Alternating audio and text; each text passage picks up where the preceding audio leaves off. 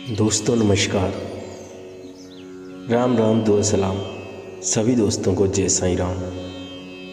मैं आपका दोस्त पांडेश्वर पांडे दिल से स्वागत करता हूं आप सभी का अपने इस YouTube चैनल के माध्यम से। और फिर हाजिर हूं अपनी ज़िंदगी के कुछ और पल आप लोगों के साथ जीने के लिए, कुछ सुनने के लिए, कुछ सुनाने के लिए। दुनिया के माल खजाने में से जीवन का नज़रिया बदल देने वाले हमारी सनातन धर्म की अनेकों अनेक पावन और पवित्र कथाएं, जिनका अनुसरण करके हम अपने जीवन में एक अलग ही ऊर्जा का अनुभव कर सकते हैं।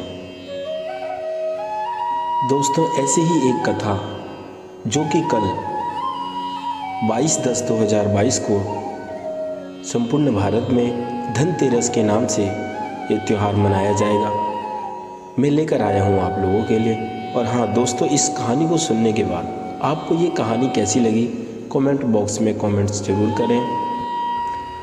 तो आइए सुनते हैं आज की कहानी, आज की कथा, धनतेरस से जुड़ी पौराणिक कथाएं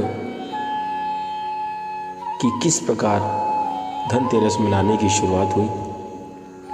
दोस्तों, एक बार भगवान विष्णु ने धरती लोक पे विचरण करने का निश्चय किया। जब उन्होंने यह बात लक्ष्मी जी को बताई तो उन्होंने भी साथ में चलने का आग्रह किया। तब विष्णु जी ने कहा, अगर तुम मेरे साथ चलना चाहती हो तो तुम्हें मेरी आज्ञा का पालन करना होगा और मेरा कहा मानना पड़ेगा। लक्ष्मी जी ने भगवान विष्णु की शर्त मान ली और उनके साथ धरती पर विचरण करने निकल पड़ी। धरती पर पहुंचने के बाद भगवान विष्णु और लक्ष्मी जी एक जगह रुके और वहां विष्णु जी ने उनसे कहा कि मैं दक्षिण दिशा की ओर जा रहा हूं, जब तक मैं ना आऊं तुम कहीं मत जाना। विष्णु जी के जाने पर लक्ष्मी जी के मन में ये जिज्ञासा पैदा हुई कि आखिरकार दक्षिण दिशा में ऐसा क्या है जो स्वामी मुझे उनके पीछे आने के लिए मना कर रहे हैं। लक्ष्मी जी से रहा नहीं गया और अपनी जिज्ञासा को शांत करने के लिए वह भी विष्णु जी के पीछे पीछे चल पड़ी। थोड़ी दूर जाने पर उन्हें सरसों का एक खेत दिखाई दिया जिसमें पीले फूल खिले थे। सरसों के फूलों की सुंदरता माता लक्ष्मी देखकर मंत्रमुग्ध हो गई और उन्हें तोड़कर अपना श्रृंगार करने लगी। इसके बाद थोड़ा और चलने पर उन्हें एक गन्ने का खेत दिखाई दिया। लक्ष्मी जी ने गन्ने तोड़े और उसका रस पीने लगी। उसी क्षण भगवान विष्णु जी वहां प्रकट हो गए। विष्णु जी लक्ष्मी जी को देखकर उन पर क्रोधित हो गए और बोले, मैंने तुम्हें इधर आने के लिए मना किया था पर तुम नहीं मानी और किसान के खेत में चोरी का अपराध भी कर बैठी। अब तुम्हें इस अपराध से मुक्ति पाने के लिए इस किसान की 12 सालों तक सेवा करनी पड़ेगी। ऐसा कहकर भगवान उन्हें वहां छोड़ आए और क्षीर सागर को लौट आए। इसके पश्चात लक्ष्मी जी उस गरीब किसान के घर में भेष बदल कर रहने लगी। एक दिन लक्ष्मी जी ने उस किसान की पत्नी से कहा कि तुम स्नान करके पहले मेरे द्वारा बनाई गई लक्ष्मी जी की प्रतिमा का पूजन करो और उसके बाद रसोई में भोजन बनाओ। और हाँ, एक बात का ध्यान रखना कि तुम पूजा में देवी माँ से सच्चे मन से जो भी मांगोगी वह तुम्हें मिल जाएगा। किसान की पत्नी ने ऐसा ही किया। लक्ष्मी जी की पूजा के फलस्वरूप किसान का घर धन धान्य से परिपूर्ण हो गया। लक्ष्मी जी की कृपा से किसान को सभी सुखों और समृद्धि की प्राप्ति हुई। इस प्रकार किसान के 12 वर्ष आनंदपूर्वक कट गए। 12 वर्षों के बाद लक्ष्मी जी वहाँ से जाने के लिए तैयार हो गई और विष्णु जी उन्हें वापस लेने के लिए प्रकट हो गए। किसान ने उन्हें भेजने से मना कर दिया। इस पर भगवान विष्णु बोले, इन्हें कौन जाने देना चाहता है, लेकिन यह एक जगह नहीं ठहरती। मेरे शाप के कारण यह 12 वर्षों से तुम्हारी सेवा कर रही थी और अब इनके जाने का समय हो गया है। किसान हठपूर्वक बोला, मैं लक्ष्मी जी को नहीं जाने दूंगा।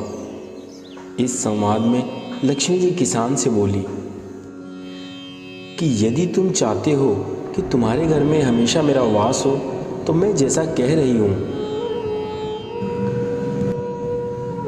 तुम ठीक वैसा ही करना। कल 13 से तुम घर को लीप पोत कर स्वच्छ कर लेना, रात्रि में घी का दीपक जलाकर रखना, शाम के समय मेरा पूजन करना और एक तांबे के कलश में कुछ सिक्के भरकर रख देना। मैं उस कलश में निवास करूंगी, किंतु मैं तुम्हें दिखाई नहीं दूंगी। इस एक दिन की पूजा से तुम्हारे घर में सदैव निवास करूंगी। ऐसा कहकर लक्ष्मी जी अंतर्ध्यान हो गई। किसान ने लक्ष्मी जी के कहे अनुसार उनका विधि पूर्वक पूजन किया।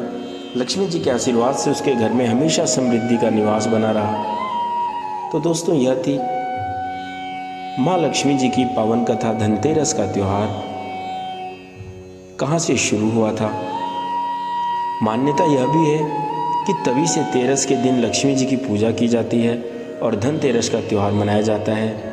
इस कथा को पढ़ने वाले सभी भक्तों पर इसी प्रकार माँ लक्ष्मी की कृपा बनी रहती है और जो उनके बताए हुए विधि अनुसार माता की पूजा करते हैं, सालों साल उनके ऊपर माँ लक्ष्मी जी की कृपा बनी रहती है। तो दोस्तों, मेरी एक छोटी सी कोशिश, आप लोगों को अगर यह कथा सुनकर, कहानी सुनकर थोड़ी भी हेल्प हुई हो तो प्लीज़ वीडियो को लाइक और शेयर करें, ताकि जिन लोगों को धनतेरस का अर्थ नहीं पता उनके पास भी यह कहानी जा सके। और साथ में अगर आप हमारे चैनल पर नए हैं तो चैनल को सब्सक्राइब कीजिए, ताकि आप सबके मोटिवेशन से, आप सबके साथ प्यार और सहयोग से मैं इसी तरह की कुछ इन्फॉर्मेटिव वीडियोस आप लोगों के लिए लेकर आता रहूं। वीडियो को अंत तक देखने के लिए आपका दिल से धन्यवाद। आपका जीवन मंगलमय हो, शुभ हो। Happy Dhanteras, happy Diwali, happy Govardhan Puja. दोस्तों, ये जो त्यौहार चल रहे हैं, हर त्यौहार की एक इन्फॉर्मेटिव वीडियोस मैं आप लोगों के लिए लेकर आता हूँ रोज़। तो ज़्यादा से ज़्यादा वीडियो को लाइक और शेयर करें। जल्द मिलते हैं 24 घंटे के अंदर अगली एक और वीडियो के साथ, जो वीडियो हमारी दिवाली को उजागर करेगी, दिवाली से जुड़ी कुछ खास बातें आप लोगों के लिए लेकर आएंगी। तब तक के लिए जय हिंद, जय भारत, राम राम, दुआ सलाम।